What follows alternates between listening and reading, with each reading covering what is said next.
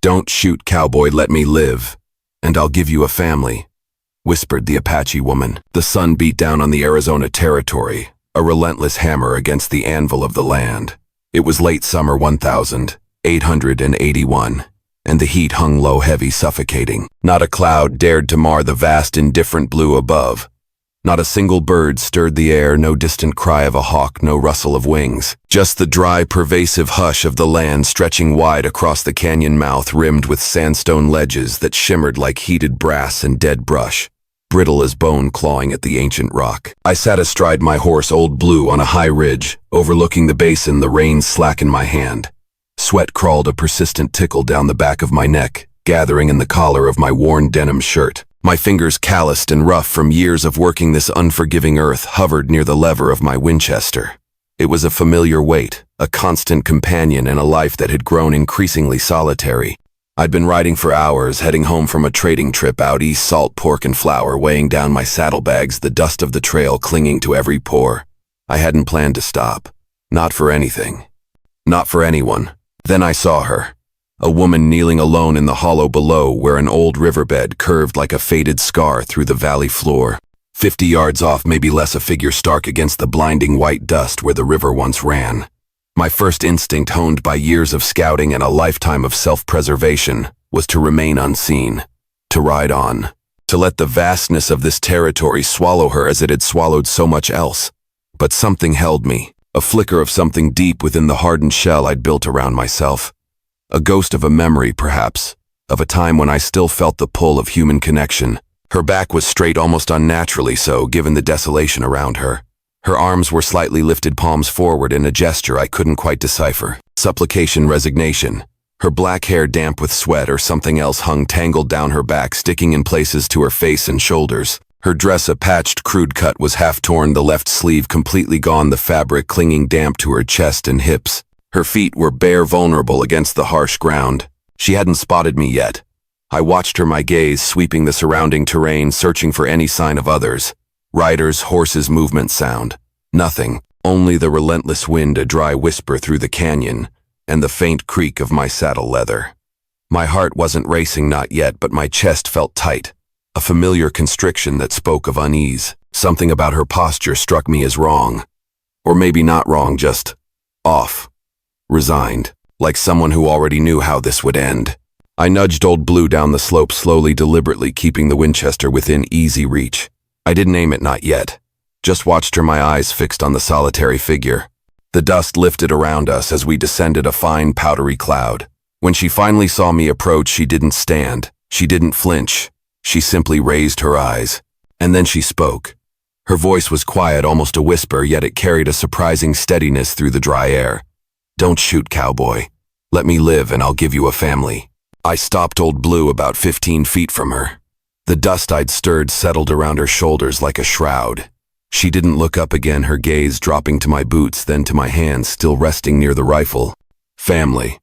The word hung in the air, incongruous with the desolation, with the raw, desperate image she presented. Was it a ploy? A plea? A distraction, a trap? My mind, accustomed to suspicion, cycled through the possibilities. I scanned the trail behind her again. Still nothing. Then I looked back down at her face. The cracked lips, the raw, angry line across her cheek as if she'd been struck. The faint swelling near one eye. Her collarbone, sharp and prominent, showed through the torn fabric. One breast shifted visibly under the rip at the center of her chest. She made no attempt to cover herself. She wasn't presenting herself, not in any way a woman usually would. She just didn't care. The sheer, utter lack of self-consciousness, of even basic modesty, spoke volumes. It wasn't defiance. It was exhaustion. A profound indifference born of suffering. And there was no fear in her eyes. No panic. Only a hollow, almost serene calm. Like someone used to not being helped. Someone who expected nothing. That was what finally made me lower the rifle.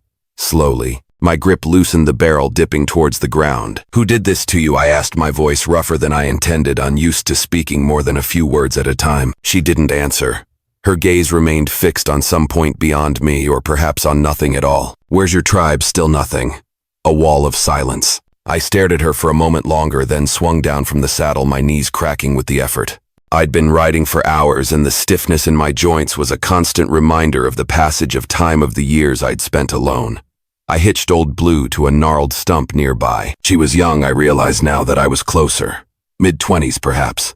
Her body wasn't frail, but it was clearly worked over. Sunburned, scratched, hungry looking. Her hands were calloused, nails broken, the skin torn in places. She had been walking for days, maybe more.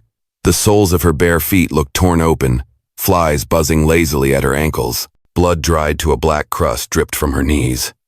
She wasn't tied. She wasn't running. She wasn't hiding. She was just waiting for what I couldn't say.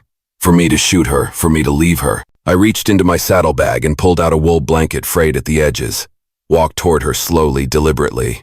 Her eyes followed me the entire way, tracking my movements, but she didn't back away. She didn't look afraid. I stopped a few feet from her. "I'm not going to hurt you," I said. My voice softer this time, trying to convey a truth I wasn't sure she'd believe. She didn't nod. She didn't thank me. She just kept still, a statue carved from dust and weariness. I knelt down and draped the blanket over her shoulders. She pulled it around her with one quick motion, her hands trembling slightly as they gripped the edges. I could feel her watching my face now, measuring me, assessing. Maybe it was desperation. Maybe it was bait. Maybe it was just words. But now she was here and I had let her stay. My life had been a steady rhythm of hard work, little sleep, and no expectation of change. Now I was riding back to my ranch with an Apache woman slumped forward in my saddle, bleeding and near broken, and I didn't know why. I truly didn't. The trail home was bone dry, flanked by brittle yucca plants, their sharp spines reaching like skeletal fingers, and sun-worked fence posts, bleached to a ghostly white. When we finally reached the ranch, just a two-room house, a lean-to barn, and a half-dug well, I helped her down again. She stood on shaky legs, leaning heavily against the porch rail, her eyes scanning the desolate homestead. I opened the door and stepped aside, letting her enter first. Inside, the house was sparse. One rough-hewn table, two chairs, a cot in the corner, a cast-iron stove, a bucket of stale water near the door. No decorations, no mirror, no softness anywhere. Every item served a purpose, nothing more. It was a reflection of my life since Eleanor and Samuel were taken from me. Bare. Functional. Empty. She stepped in without asking, without hesitation. I watched her eyes scan the room. She didn't seem surprised by the simplicity, by the starkness. Perhaps her own life had offered little more. I pointed to the chair by the table. "Sit." She did slowly, her movements stiff. Her eyes remained on me, cautious but still not fearful. I filled a tin cup with water from the bucket and set it in front of her, watching her carefully. I needed to know if she was lying, if this was all some elaborate deception. "What's your name?" I asked, my voice low. She hesitated, her gaze dropping to the water. Then almost inaudibly, "Lena." "Ethan," I replied, offering my own name, a small gesture of trust, or perhaps just a formality. "Can you stand?" She tried. Her knees buckled beneath her and she swayed. I stepped forward instinctively, catching her by the waist. She froze when I touched her, a sudden stillness, but she didn't pull away. Her skin was hot, burning beneath my fingers, not in a way that felt healthy. "You're burning up," I muttered, the words escaping before I could stop them. She mumbled something in her own tongue, a soft guttural sound I didn't understand. Her weight pressed into me for just a second before she caught herself, pushing herself upright, though still leaning on my arm. I helped her back to Old Blue and lifted her into the saddle. She gritted her teeth the whole way, a faint tremor running through her body, but she didn't cry out. I mounted behind her and turned the horse toward the path that led back to my homestead. The path I had just ridden.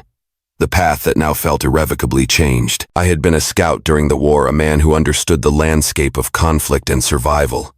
But nothing had prepared me for the landscape of grief. Eleanor, my wife, and our infant son Samuel both lost to a fever 6 years earlier in the same cruel week. Since then I hadn't taken company, didn't go to church, didn't drink, just worked the land day by day, kept to myself and spoke only when necessary. Some men hardened over time, their hearts turning to stone. I had gone quiet instead. The world had gone quiet around me. A thick, patient, familiar silence that had become my only companion. Until now. Until Lena. She drank the water in one go, a desperate gulp, then set the cup down. Her eyes, still cautious, watched me. I nodded towards a strip of dried bread sitting near the stove. She reached out slowly, almost hesitantly for it. I nodded again. She ate. "You run from someone?" I asked, my voice flat. A slow nod. "Tribe think you betrayed them." Another nod. "You did?" "No," she said, her voice barely audible but firm. but they believe it. I didn't push further. I crouched near the firebox, tossed in some kindling. I needed heat food soap. She needed care, but she was still half wild with tension, a coiled spring ready to snap. You can wash up out back if you want, I offered, gesturing vaguely toward the rear door. Bucket's half full. I added, I'll stay inside. She looked at me for a long moment, her dark eyes searching mine, trying to decipher my intentions. Then she stood, blanket still clutched tight around her, and walked out the back door. I didn't follow. I just sat down and let the silence close in again. Though it felt different now, no longer empty, but pregnant with unspoken questions. I hadn't planned on saving anyone that day. I hadn't planned on speaking to anyone at all. I wasn't sure what made me stop. Maybe the way she didn't cry. Maybe the way she kept her head level even with nothing left. She had said she'd give me a family. The words echoed in the quiet house, a strange, impossible promise in a life I thought was devoid of such things. The first night, Lena didn't speak much. She washed quietly behind the house, using the cold water from the half-filled bucket. I could hear the faint splashes, the slight trembling of her hands, as she poured it over her arms and neck.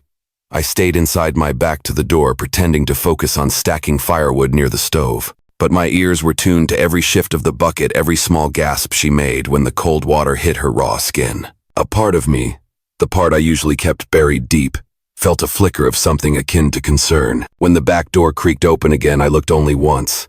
She had pulled the blanket tight over herself again, her wet hair hanging down her back still damp. Her skin looked darker now that the dirt and grime had been stripped away.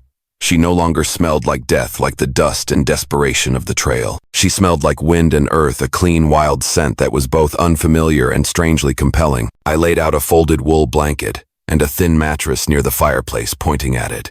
She nodded, a small, almost imperceptible movement, and moved slowly across the room, sitting down with her knees drawn up under the blanket. I didn't ask if she needed anything else. I didn't know what else to offer. I sat by the window with my rifle resting upright against the wall, keeping my usual routine. Quiet, watchful. But tonight I was aware of her in a way that wasn't routine. She wasn't an intruder, not anymore. She wasn't company, not in the way I understood it. She was just there. A presence in a house that had been empty for too long. Before long, I heard her breathing shift. Not asleep, not restful either. She was waiting for something or fearing something.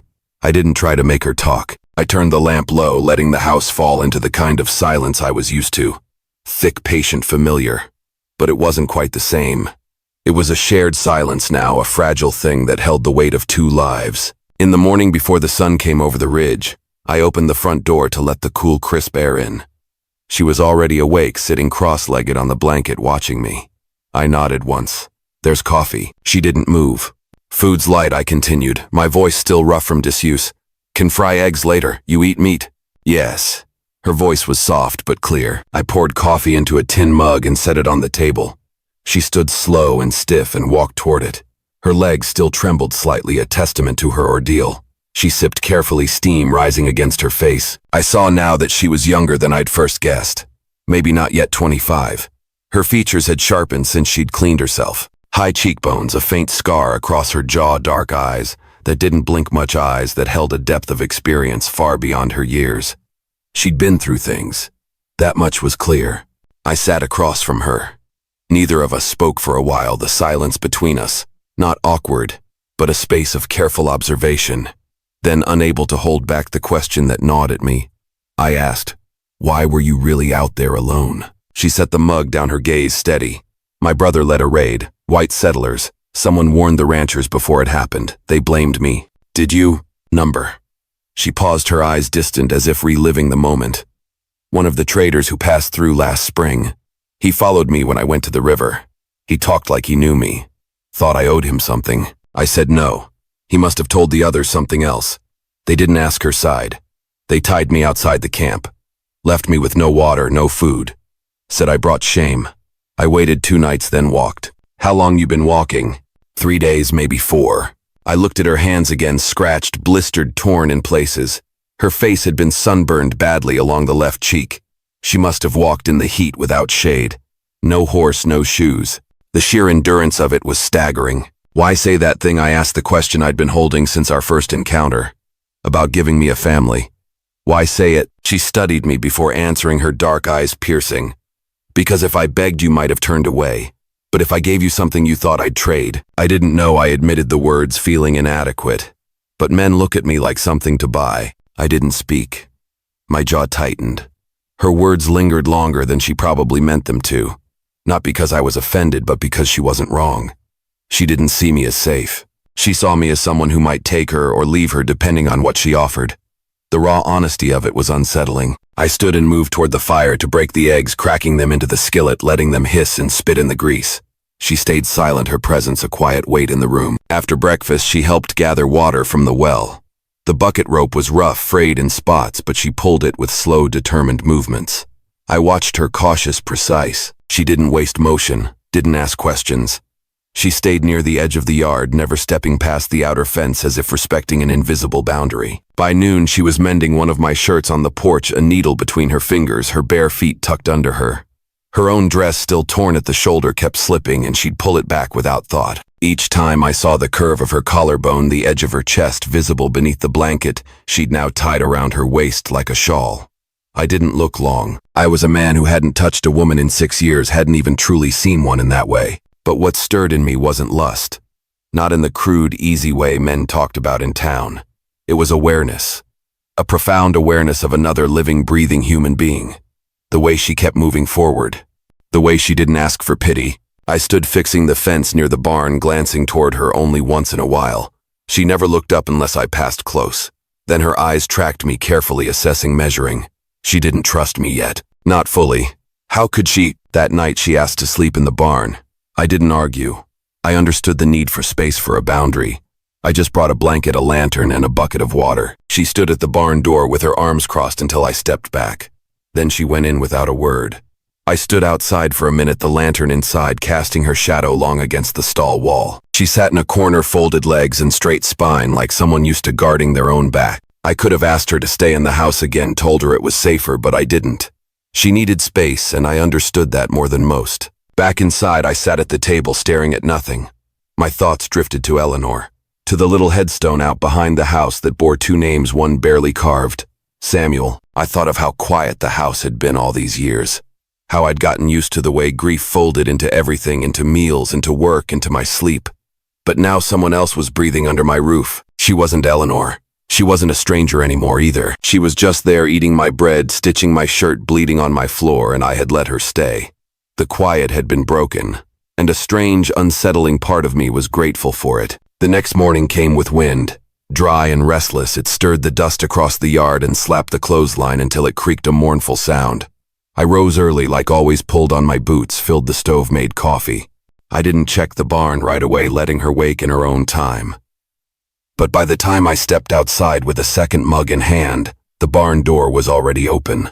Lena was sitting on the edge of the porch, legs drawn up, wrapped in the same blanket, her wet hair combed through with her fingers. She held the sewing needle again, stitching another shirt of mine that had been half forgotten in a crate. She looked cleaner, stronger somehow. Not fixed, not healed, just more steady. I offered her the coffee. She accepted without looking at me, the tips of our fingers brushing briefly as she took the mug. A small jolt, unexpected. "You slept?" I asked the question, more of an observation. She nodded once. There was no thunder. I didn't ask what thunder meant, but I understood. Some memories needed only the sound of something breaking in the sky to come alive again. A profound sense of loss, of trauma, resonated in that simple statement. We ate together without much talking. The silence between us wasn't empty. It was functioning. She passed me things without asking. I refilled her plate without comment. A rhythm was forming, unspoken but understood. A quiet, almost domestic rhythm that felt alien to my years of solitude. Later that morning, while repairing a fence post near the back pasture, I noticed her shadow before I heard her approach. She carried a small sack of nails and a hammer, her stride uneven, still limping from her torn feet. She didn't say anything, just set the tools down and crouched beside the post. When I looked at her, she met my gaze, only for a second, then began pressing dirt around the base of the post, helping me secure it. I didn't stop her. After an hour, she wiped sweat from her brow, breathing hard from the exertion. I offered her water. She took it, gulped, wiped her mouth with the back of her hand. "You know you don't have to help," I said, watching her. "I know," she replied without pause, her voice calm and firm. "You're not earning your place here. I know that too." I leaned on the shovel handle, my gaze steady on her. "Then why?" Because if I do nothing, I start thinking, she said, her voice low, almost a confession. And when I think too long, I go back to places I don't want to remember. That answer plain as it was settled something between us. A shared understanding of the burden of memory, of the need for distraction for purpose. It was a bridge, thin but strong, between our two solitary lives. That afternoon I brought in firewood while Lena cleaned the stove. The smell of something simmering, beans, a pinch of salt, a cut onion, filled the room in a way it hadn't in years. It was a comforting, unfamiliar scent, a scent of home. She moved slowly around the kitchen, barefoot on the wooden planks, her dress still torn at the shoulder, but tied tighter at the waist. Her skin was darker now from sun and scrubbing a healthy glow, her collarbones still visible when the fabric shifted as she reached or leaned. I noticed, of course I noticed, but I didn't dwell on it. It wasn't about hunger. It was about presence. She was real, moving alive. That was all. When she scrubbed the countertop later, I saw her pause. Her hands stopped. Her shoulders tightened. "You all right?" I asked, my voice quiet. She turned slowly, her eyes searching mine. "How long has she been dead?" My chest felt like it locked up for a second. The directness of the question, the sudden intrusion into the most painful corner of my life, caught me off guard. 6 years, I said after a pause, the words tasting like ash. "Was she sick?" "Fever took her and the baby." Lena nodded once, then turned back to wiping the wood. She didn't offer condolences, didn't pity me. But her silence felt like understanding, not avoidance. It was a deep, quiet empathy that resonated more powerfully than any spoken words of comfort. "Did you bury them?" she asked, her voice soft. "In the back. Stone with no names." "Why not names?" "I didn't want visitors," I said, my voice flat. "Didn't want reminders." Lena rinsed a rag in the basin, wrung it out. "Reminders find you anyway," she said, her voice laced with a wisdom born of her own suffering. I didn't respond. She was right. They always did. That night she didn't ask to sleep in the barn. She laid out her blanket near the hearth again. I sat at the table with my rifle across my knees, my routine unchanged. But when she lay down, her back wasn't to me this time. She lay on her side, facing the fire, hands tucked under her chin. I watched her chest rise and fall, listened to the soft rhythm of her breath. She wasn't asleep yet. Neither was I. I cleared my throat softly. "You plan on leaving?" She didn't move. "No," she said. "You can if that's what you want." "I know," she replied. "But there's no one out there that wants me back, and I'm not ready to walk again." Another silence passed, thick with unspoken thoughts.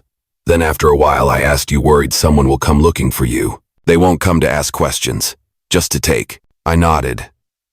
"They come, I'll know it." And I looked over at her, my voice steady, firm, with a resolve I hadn't felt in years. "And I don't let what's mine be taken." Lena blinked once.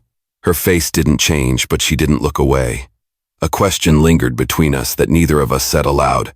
"What am I to you now?" It wasn't answered, but the moment didn't need it yet. The fire crackled softly in the hearth. Outside, the wind had died. No coyotes howled.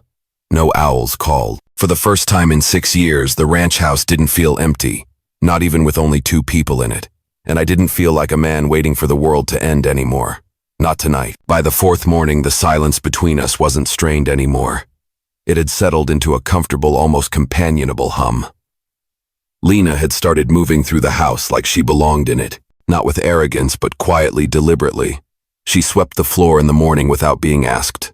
She washed what little linen we had and laid it on the fence to dry, her movements efficient and practiced. She didn't linger in front of me, but she didn't avoid me either. There was a rhythm now, a quiet dance of 2 lives intersecting.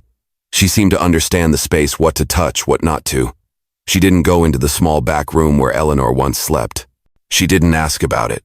A silent respect. I watched her more often than I admitted to myself.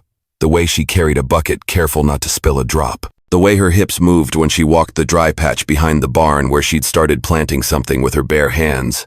I wasn't sure what, but I didn't stop her. A flicker of life, of hope in a barren landscape. That morning she wore the same dress, but it had been repaired. The rip at the neckline was still wide, but she'd sewn part of it shut with meticulous stitches. Still, when she leaned forward to pick something from the ground or reached across the table, her cleavage remained exposed in a way that pulled my attention. Even when I tried not to look, she didn't seem to notice. Or maybe she didn't care. I told myself it wasn't about lust. And it wasn't, not in the crude, easy way men talked about in town. It was more like noticing the presence of someone warm in a life that had gone cold. Something about how her body moved. Firm, scarred, real. reminded me that this house, once dead quiet, was breathing again. Later that day, Lena brought in a basin of water and began washing herself at the edge of the porch just outside the kitchen window. I was inside sharpening a tool, the rasp of metal on stone, a familiar sound when I caught the movement. Her back was to me, arms lifted to squeeze water through her long black hair. The wet strands clung to her bare skin, glistening in the afternoon light. The blanket had slipped down around her hips, and the open top of her dress dipped low, exposing most of her back and sides. Her waist curved smooth into the swell of her hips. Damp fabric pressed close around her thighs. I stared longer than I should have, not with hunger exactly, but something more primal. A memory I hadn't felt in years.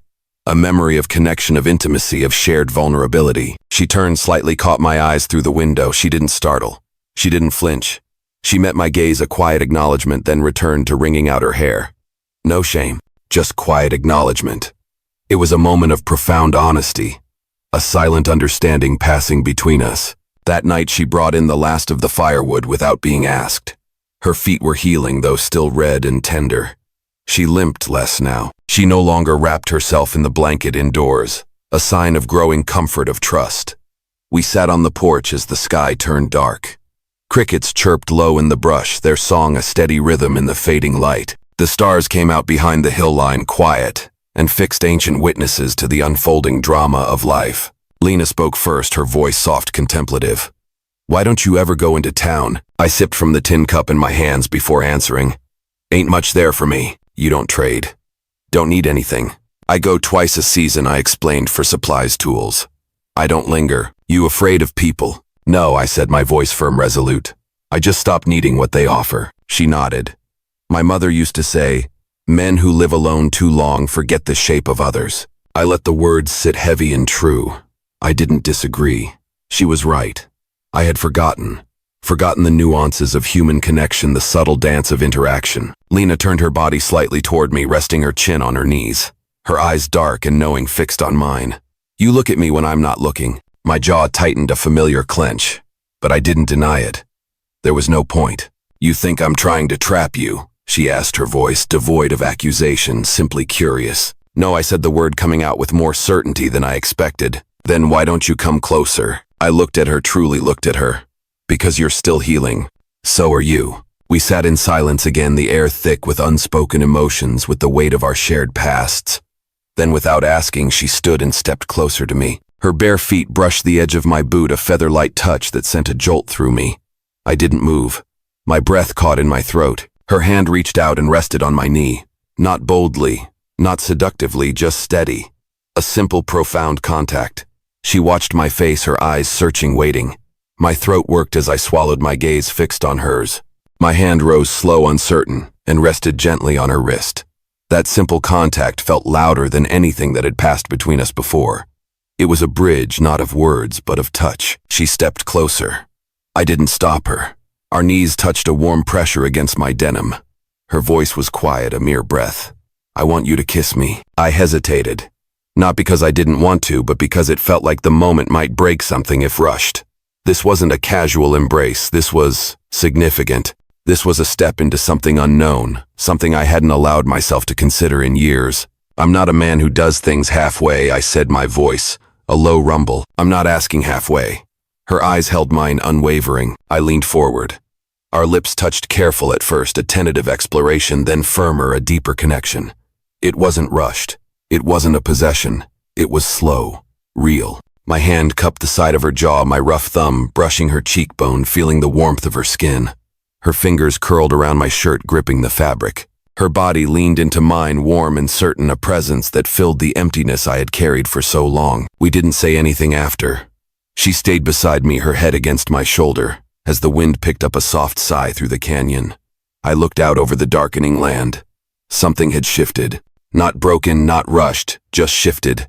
In the quiet of the porch, under stars that had seen generations come and go, a man who had buried everything he loved and a woman who had been thrown away by everything she belonged to sat close, alive, not alone. And for the first time in 6 years, I didn't want morning to come too quickly. I wanted this moment to stretch, to linger, to become a new beginning. The morning after the kiss, I woke earlier than usual. A pale blue light of dawn filtered through the cracked shutter, painting faint stripes on the floorboards. The coals in the stove were cold, the fire having burned out sometime after midnight. I hadn't heard her move from her spot on the floor by the hearth, but now the space was empty, and her blanket folded neatly in its place. A small domestic gesture that spoke volumes. I stood pulled on my boots and stepped outside. She was already up, kneeling near the barn with her hands in the dirt. Her dress clung to her lower back where the dew had settled, and her long hair hung loose down her spine, catching the first rays of the rising sun. She was tending the small patch of land she'd cleared days earlier, working silently, fingers pressing seeds into the earth one by one. I leaned against the doorframe and watched her. The kiss had happened. Neither of us had spoken about it, but it wasn't hanging awkwardly between us. It felt settled somehow, like a post set into hard ground, a foundation laid for something new. I walked down the steps, the crunch of gravel under my boots breaking the morning stillness. "You always up before the sun?" I asked, my voice still a little rough with sleep. She glanced at me briefly, a faint smile playing on her lips. "When I was a girl, my mother said, 'The day starts before your eyes open. If you wait, it gets ahead of you.'" I crouched beside her, watching her methodical movements. "You ever have a place of your own before?" She kept pressing the seeds, her fingers deft. I lived in camps. Then in silence, she gestured to the small furrows. "You know what you're planting. Beans, I think, from your stores. I found them in a crate. They might take if we get enough water," she mused. "I'll keep them alive." I believed her. There was a quiet determination in her voice, a fierce will to nurture life. We worked together through the morning clearing brush, hauling wood, repairing a leak in the barn roof. She never asked for help but accepted it when I offered. She moved differently now, still guarded, yes, but with a growing comfort in the space around me. Not trust yet, perhaps, but a profound nearness. Later we ate beside each other on the porch. She peeled a boiled potato with her fingers blowing on it now and then to cool it. I sliced through salted pork in slow, quiet motions. Neither of us said much, but both knew something was shifting, irrevocably changing between us. She finished first and wiped her hands on the hem of her dress. "When was the last time someone touched you?" she asked. Not cruelly, just plainly, with a directness that was uniquely hers. I looked straight ahead, my gaze fixed on the distant hills. "Before my boy got sick. 6 years." I nodded, the memory a dull ache. "You touch me careful," she said, her voice soft. I met her eyes, a silent question in mine. "You don't flinch now," she continued, holding my stare. "That's why." There were no more questions after that. Only shared glances, short, almost accidental touches as we worked mutual silence that felt fuller than any conversation. But that evening, as the sun dropped low behind the hill, casting long purple shadows, I heard the distant sound of hooves. Not from a main road, but from the north ridge. Rough terrain, hard to cross unless someone meant to. My body tensed. I stood rifle in hand, eyes squinting toward the far slope. Lena stepped out of the house behind me, drying her hands on a cloth. She saw the shift in my stance, the way my head tilted listening. Her eyes followed my line of sight. She didn't speak, but her body stiffened, a silent acknowledgement of the impending threat. "How many men would come for you?" I asked quietly, my voice barely a whisper. "Maybe 3, maybe 5. Depends who sent them." "Would they be white?" She hesitated. "One was. He lied to the tribe about me. He wants proof I died or to take me to a cell." My jaw clenched. Silas Blackwood. I scanned the trees again, then slowly turned back toward the porch. "You sleep inside tonight. Lock the door." "I can fight," she said, her voice calm but firm. "I know," I replied, my gaze steady. "But this ain't your fight." "It became mine when I walked alone," she countered, her eyes locking with mine, unwavering. Neither of us looked away. Finally, I nodded. A silent agreement. "All right then," I conceded. "But stay behind me." That night, I oiled the rifle and loaded 2 pistols. I sat by the window, eyes on the trail, ears tuned to every shift in the wind, every rustle of dry leaves. Lena lay on the floor again, wrapped in the blanket, but this time closer to my feet than before. She didn't sleep right away, neither did I. "Do you still believe I can give you a family?" she asked quietly in the dark, her voice a fragile thread. I looked down at her. Her face was half lit by the lamp, her hands folded over her chest. I thought about the empty room behind me, the one with a small wooden cradle that had never been used again, the one with the closed door. "I think," I said slowly, choosing my words with care, "you already started to." Lena turned her face toward the fire, saying nothing more, but her hand reached across the floor and touched my boot, resting there lightly. I didn't move, and for the first time in years I felt something more than memory. I felt present. I felt hope. But in the distance, the sound of hooves returned closer now. Someone was coming, and they weren't coming for peace. The sound of hooves didn't fade. It grew steadier as the minutes passed, echoing off the rocks beyond the ridge, each beat a hammer blow against the fragile peace we had found. I rose from the chair, rifle in hand, and stepped onto the porch just as the last light slipped behind the hills. The sky above the yard had gone gray-blue, the kind that carried no warmth, only the promise of a cold, starless night. I stood still and listened again. One rider, maybe two, moving slow but deliberate, trying to be quiet, but the dry ground betrayed them. Behind me, the door creaked open.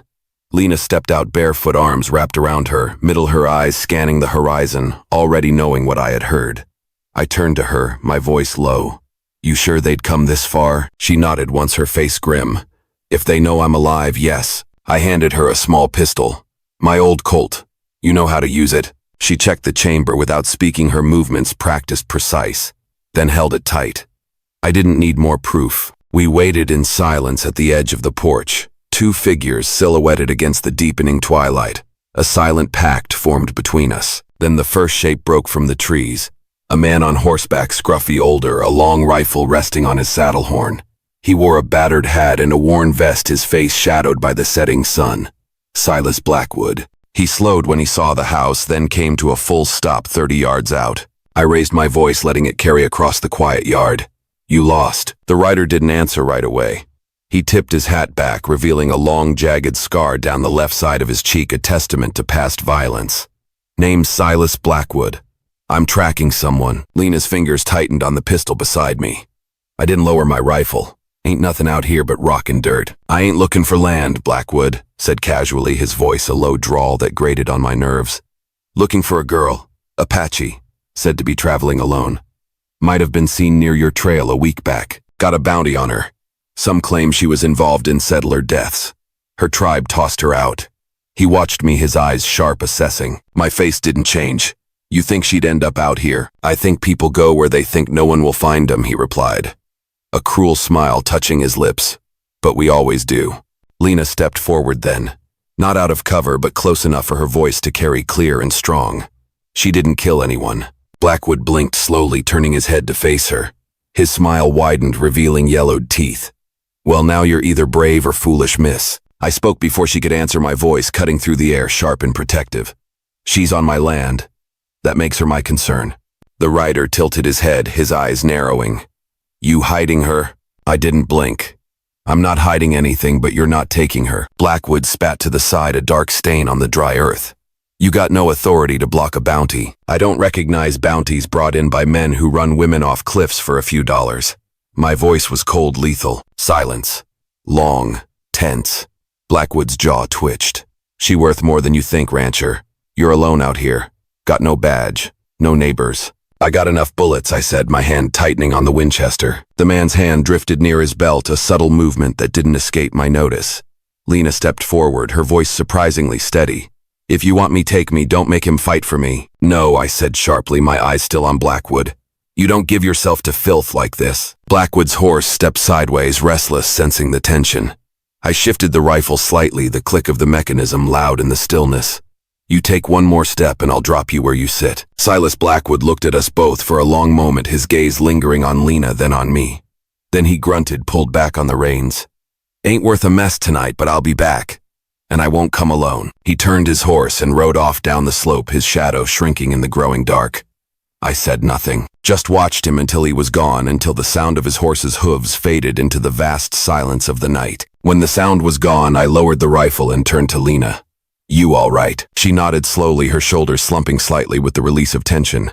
"You didn't have to do that." "Yes, I did," I said, stepping forward and placing my hand on hers, lowering it gently. "You'd fight for me." "I already am." We stood on the porch as the darkness thickened around us. Crickets resumed their song.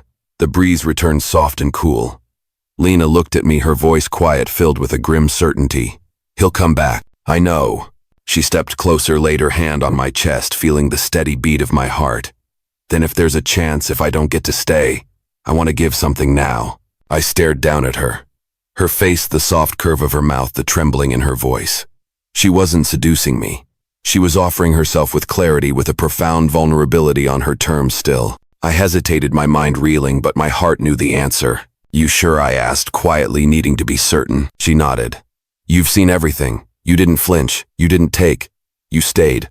I want this. I took her hand gently and led her inside. The door shut behind us, closing out the world, closing us in. I didn't rush.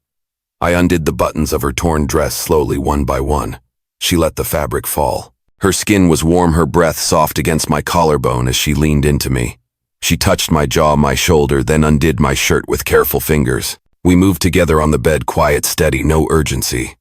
My hand moved over her body with reverence, a profound respect for the woman who had brought life back into my desolate world. She pulled me close, her eyes, open lips, parted a silent invitation. We didn't speak.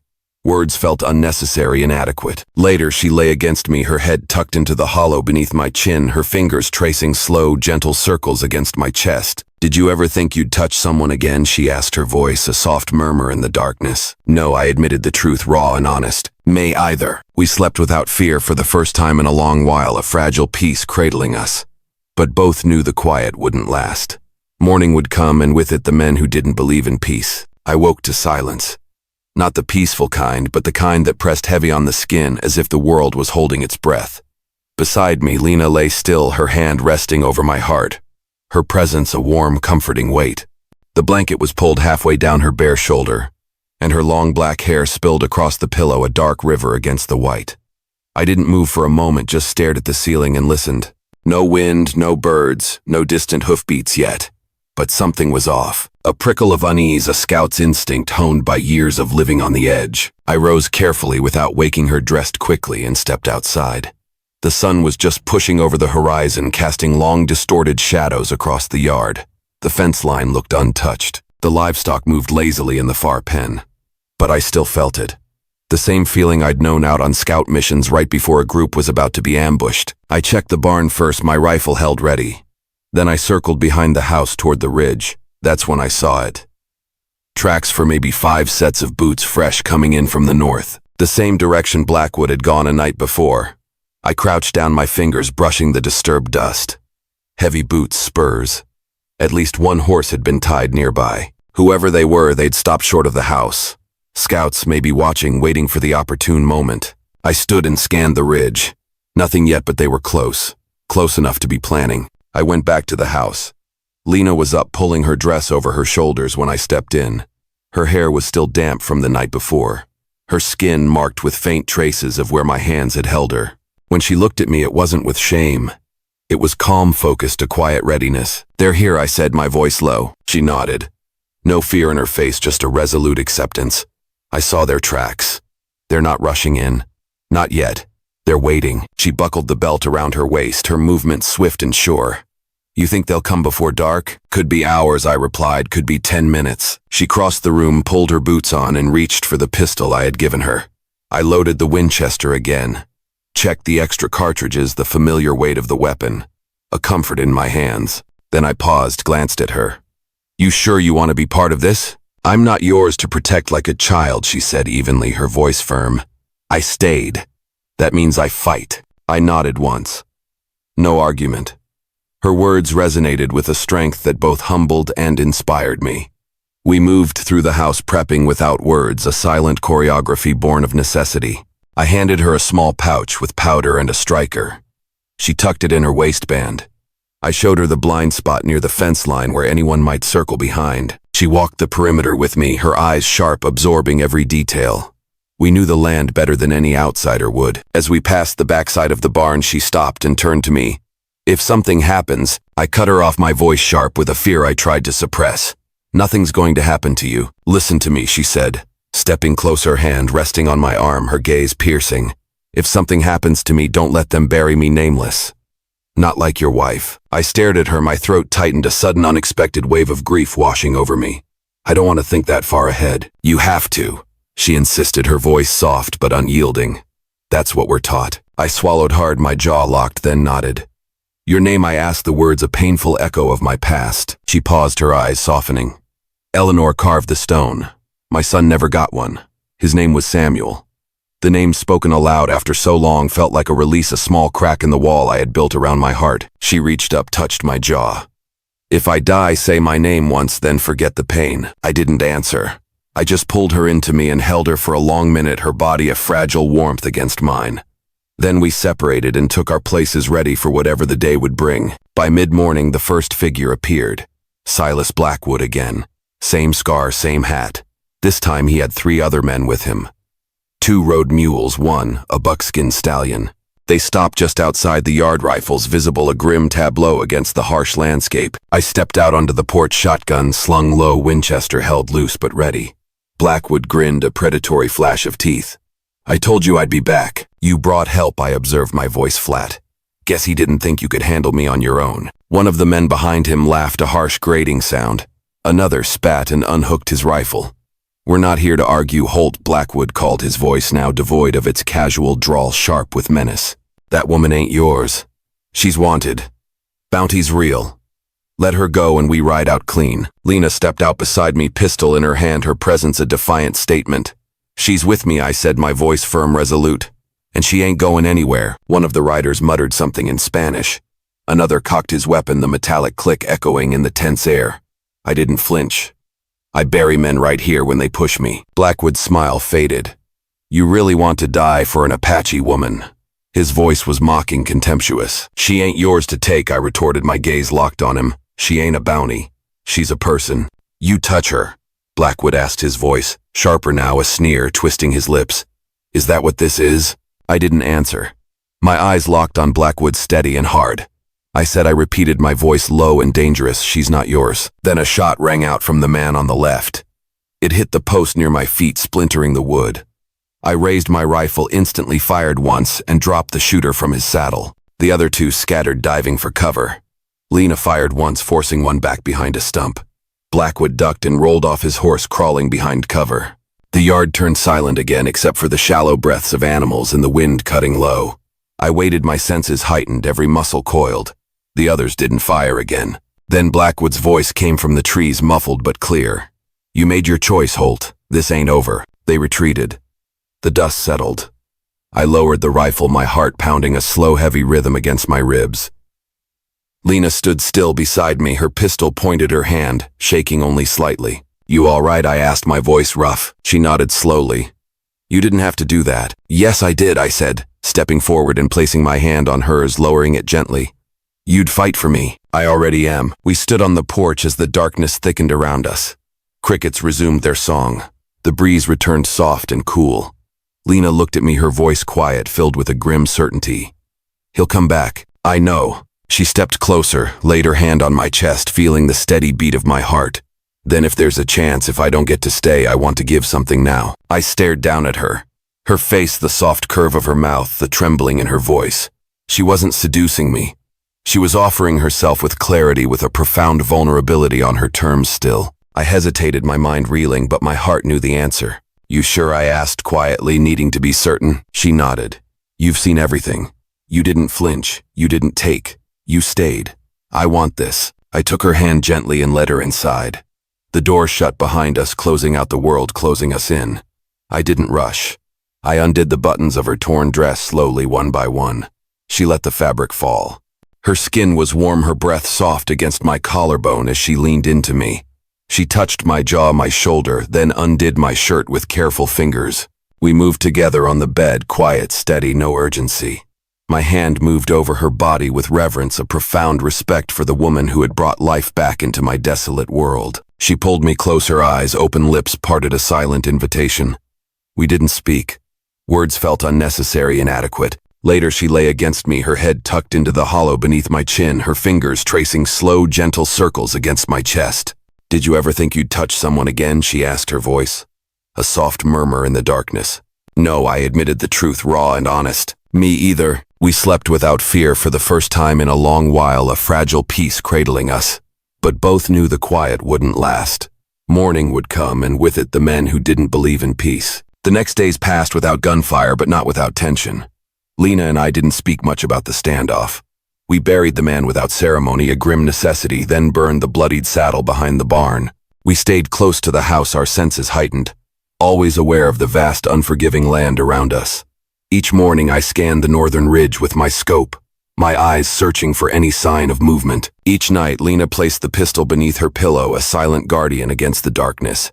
The others hadn't returned yet, but both of us knew that wasn't the end. Silas Blackwood was the kind of man who carried grudges, and he wouldn't forget being turned away or losing one of his own. But for now, there was no movement on the trails. No sounds in the hills, only the slow rhythm of life returning a fragile, hard-won peace. Lena's garden began to sprout just small green shoots rising through the dry, cracked soil. She watered it twice a day, a diligent, almost sacred ritual. I saw her smile the first time she spotted them, a rare flicker of pure peace that softened the lines of her face. I watched it from the porch tools in hand and said nothing. But the sight of her kneeling there, head bowed to her work sleeves rolled high on her arms, stayed with me longer than it should have. It was a vision of life, of growth, of a future I hadn't dared to imagine. Later that afternoon, she stood in the doorway, a folded shirt in her hands. "You tore this during the fight," she said, her voice quiet. "I stitched it." I took it from her carefully, my fingers grazing hers, a spark of warmth passing between us. "Thanks. You keep every shirt even after it's useless." She added, a hint of amusement in her tone. "I don't throw away things that still carry purpose," I replied, my gaze meeting hers. She didn't say anything for a moment, then nodded once and stepped aside to let me pass. The room between us had grown smaller, the unspoken understanding between us a palpable presence. That night she came to my bed without asking. No words, just the soft sound of her bare feet crossing the wood floor. She slipped beneath the blanket and rested against my chest like she had done once before. But this time her hand found mine and placed it over her stomach. I looked down, my heart suddenly hammering against my ribs. Her face was unreadable, steady, watching me for a reaction. "I think I'm pregnant," she whispered, her voice barely audible, yet it filled the silent room, echoing in my ears. I froze. My breath caught. She didn't pull away, just weighted her hand, a warm weight over mine, over her belly. I breathed in slow, eyes fixed on the place where my hand now lay. The weight of what she said wasn't lost on me. Not fear, not hesitation, just the immense, overwhelming weight of it. A child. Our child. "You sure?" I asked quietly, my voice a strained whisper. "No," she admitted, "but I felt it. Something's different, and it's not from fear." I didn't speak right away. Just watched her face, searching for any doubt, any regret. Then I moved my hands slowly over her stomach, fingers pressing softly, reverently. A long pause passed, filled with the quiet beat of our hearts. "All right," I said the words, a profound acceptance. Tears welled in her eyes, but they didn't fall. "You don't have to stay." "I already stayed," I said, my voice firm, unwavering. "You lost a child once. I remember every hour of it. So this is mine too." I corrected myself, my voice thick with emotion. "Ours." She closed her eyes then, and buried her face into my chest, her body trembling slightly. My arm came around her back, slow and solid, holding her close. We lay like that the rest of the night, cradling the fragile hope of a new life. The next morning I rose early. I went outside and looked toward the ridge, toward the North Trail, and then farther. The world beyond was the same. Rough, wide, dangerous. But I didn't feel the pull of it anymore. Everything I needed was inside those four walls. Lena was standing at the stove when I came back in bare feet on the floorboard, stirring something in the pan. Her hair was tied back, her body wrapped in a shawl, the swell of her chest still visible beneath the fabric. She turned and saw me watching. What she asked, but with a faint smile, a hint of tenderness in her eyes. I stepped forward and kissed her. Not rushed, not searching, just steady, a kiss of profound commitment. When I pulled back, I rested my forehead against hers, my eyes searching hers. "Marry me." She froze, blinked. "Ethan, I don't need church vows," I said, my voice earnest. "I don't need a preacher. Just your word. Say you'll stay." She looked up into my eyes, her own filled with a mixture of surprise and profound emotion. "You already know the answer. Say it anyway." "I'll stay," she said, her voice clear and strong. "And I'll raise this child here with you." I kissed her again, a deep, lingering kiss that sealed our promise. We spent the rest of the day reinforcing the fence line, mending the roof, patching the barn wall, preparing not for war but for the life that was coming. A child. A family. A home. That night when I lay beside her again, I rested my palm over her belly and whispered something she barely caught. "What did you say?" she asked, her voice soft. I said, I repeated, my voice thick with emotion, "We'll give a baby a name. No more unnamed graves." Lena turned her face toward me, her eyes glistening. And for the first time she cried. Not from fear or pain, but because she believed me. And for the first time in her life, she believed in staying. It was late spring when the baby came. The air had turned warmer, carrying the sweet, earthy smell of cottonwood bark and wild flowers blooming near the creek. The garden behind the barn had taken root beans climbing the rough wire fence, and green shoots thickening in the soil where Lena had once knelt alone. Life had continued without grand events. Just steady days, quiet, predictable, full. Lena's belly grew round beneath her dresses, her walk slower. Now one hand often resting on her back, a protective gesture. I kept close, never hovering, just nearby, watching the trails, fixing what needed fixing, making sure the fire never ran low. When her ankles swelled, I built a footrest for her. When she couldn't sleep, I boiled mint and water until the soothing smell calmed her. And when she groaned one night and said the time had come, I didn't panic. I did what needed doing. The labor lasted hours, deep, hard, quiet hours. No midwife. No one but me and her. I boiled water, held her hand, wiped sweat from her brow. She didn't scream. She bit down on a strip of cloth and leaned into the pain like she was pushing the world forward herself. When it was over and the child let out its first small, sharp cry, I just stood frozen for a beat, staring, overwhelmed by the miracle. Then slowly I moved forward, hands shaking slightly as I cut the cord, wrapped the child in a soft old shirt, and laid it gently against Lena's chest. It was a girl. Lena looked down at her, tiny, warm, still crying, and then up at me, her eyes filled with an emotion so profound it stole my breath. I didn't think I'd live this long, she whispered, a tear finally escaping and tracing a path down her cheek. I crouched beside her, touching her forehead with mine. Neither did I. We named her Alara, a name with weight. One that could be spoken aloud.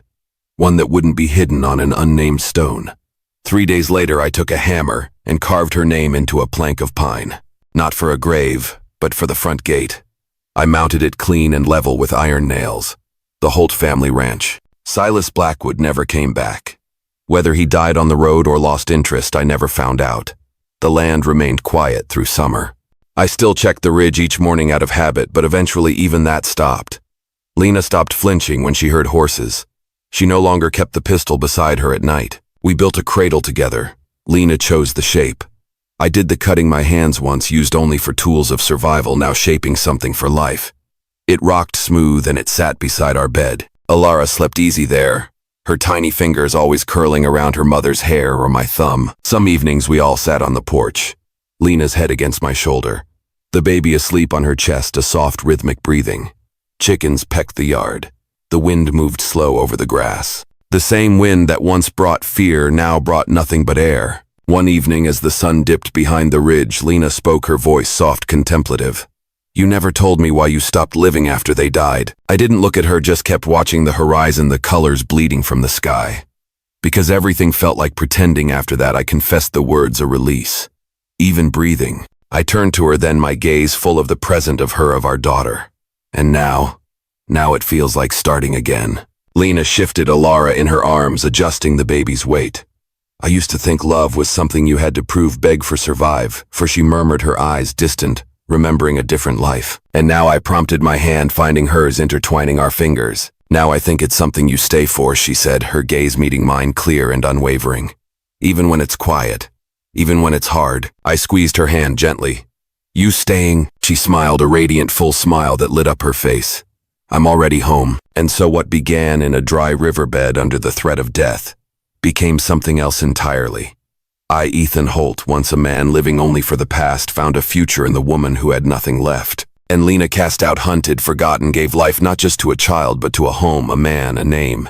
There was no more running, no more hiding, just a family. And that was enough. The story of Ethan and Lena reminds us that even when life has been broken, silent, or filled with lost, compassion and sincere companionship can rekindle the flame of hope.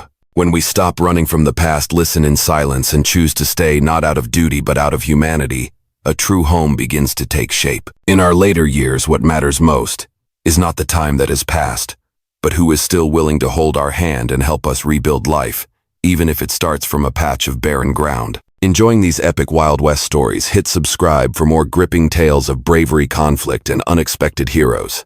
Now tap the video on screen to experience a story with a twist you'll never forget.